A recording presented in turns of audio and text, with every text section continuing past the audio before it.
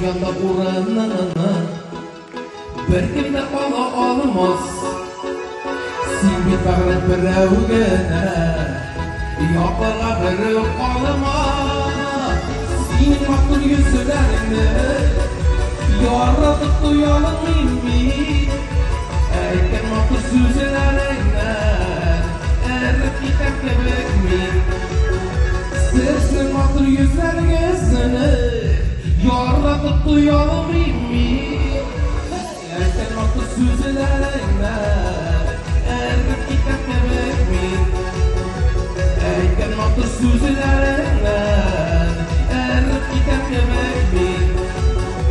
Erip giden kebek mi?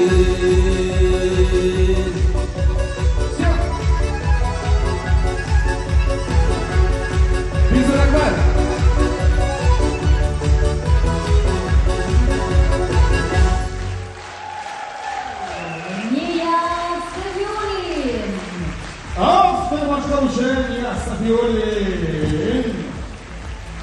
Kardeşim bu çabalar. Resmen Nihat Safiyoğlu'nun bir dolu.